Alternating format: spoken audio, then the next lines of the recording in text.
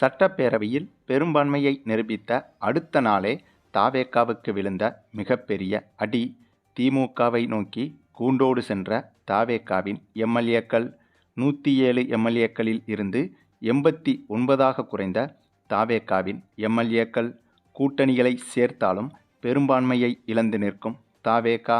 துளிகூட எதிர்பார்க்காத பயங்கர ட்விஸ்ட். ஸ்டாலினை சந்தித்த தாவேகா எம்எல்ஏக்கள். அதாவது தமிழக அரசியலின் பரபரப்பு என்பது நாளுக்கு நாள் அதிகமாகிக் கொண்டேதான் போகிறது. அதுவும் நேற்றைய தினம்தான் சட்டப்பேரவையில் தாவேகா ஆட்சி அமைப்பதற்கான பெரும்பான்மை வாக்கெடுப்பு நடைபெற்றது. அந்த பெரும்பான்மை வாக்கெடுப்பில் அதிமுக ஆதரவாளர்களுடன் சேர்ந்து தாவேகா மிகப்பெரிய பெரும்பான்மையை நிரூபித்தது. ஆகவே அடுத்த 6 மாத காலம் தாவேகா ஆட்சி தொடர்வதில் எந்த ஒரு சிக்கலும் இருக்கப் போவதில்லை. இதன் காரணமாக எந்த பிரச்சனையும் இன்றி அடுத்த 6 மாத காலம் விஜயின் கட்சி ஆட்சியை நடத்தும் என்று எதிர்பார்த்து வந்த இந்த நிலையில் தமிழக மக்கள் யாரும் துளிகூட யோசித்து பார்க்க முடியாத ஒரு சம்பவம் நடந்திருக்கிறது. அதாவது திடீரென தாவேகா கட்சியை சேர்ந்த எம்எல்ஏக்கள் 20க்கும் மேற்பட்டவர்கள் திமுகவில் இணைய இருப்பதாக தகவல்கள் வெளியாகியிருக்கிறது. இதற்கு மிக முக்கிய காரணம் நேற்று சட்டப்பேரவையில் நடந்த முக்கியமான நிகழ்வுகள்தான். ஏனென்றால் விஜய் முதல்வராகி 5 நாட்கள் தான் ஆகிறது. ஆனால் அதற்குள் விஜய் கட்சி மீதான, அதாவது விஜயின் ஆட்சி மீதான விமர்சனங்கள் என்பது மொத்தமாக வர ஆரம்பித்துவிட்டது. ஜோதிடர் ஒருவருக்கு முக்கியமான அரசு பதவி கொடுத்த விஜயின் அந்த செயல் மிகப்பெரிய அதிருப்தியை ஏற்படுத்தியது என்றும் சொல்லப்பட்டது.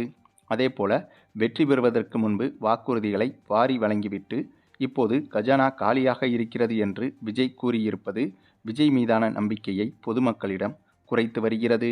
அதே சமயம் விஜயின் கட்சியும் எப்போது கவிழும் என்ற அபாயமும் இருக்கிறது. அதற்கு மிக முக்கிய காரணம் திமுக கூட்டணியில் உள்ள கட்சிகள்தான் விஜய் கட்சிக்கு ஆதரவு அளித்துள்ளது. இதை சட்டமன்றத்தில் அடிக்கடி உதயநிதி ஸ்டாலினும் குத்தி குத்தி காட்டுகிறார். ஆகவே இதன் மூலமே தெரிகிறது தாவேகா ஆட்சி எப்போது வேண்டுமானாலும் கவிழும் அபாயம் இருக்கிறது என்பது. ஏனென்றால் திமுகவின் கூட்டணி கட்சிகள் எப்போது வேண்டுமானாலும் அவர்களது ஆதரவை வாபஸ் வாங்குவதற்கு வாய்ப்புகள் இருக்கிறது. அப்படி ஆதரவை வாபஸ் வாங்கிவிட்டால் உடனடியாக தாவேகா ஆட்சி கவிழ்ந்துவிடும்.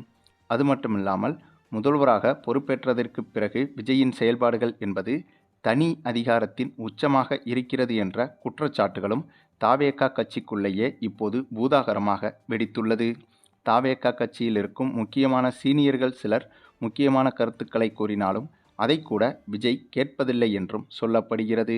ஆகவே இப்படியே போனால் இந்த ஆட்சி விரைவில் கவிழ்ந்து விடுவதற்கான வாய்ப்புகளும் பிரகாசமாக தெரிகிறது என்பதை தாவேகா எம்எல்ஏக்கள் உணர்ந்து விட்டார்களோ என்னமோங்க.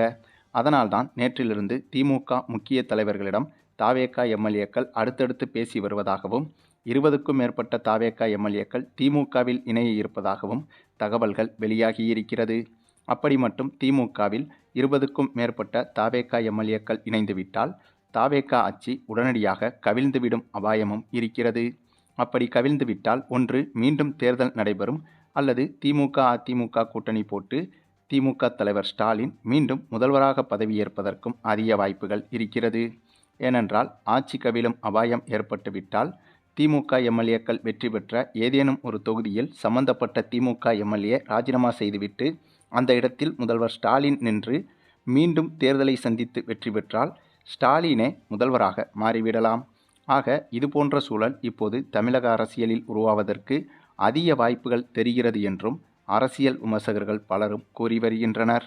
இது குறித்த உங்களுடைய கருத்துக்களையும் கமெண்டில் தெரிவிங்க.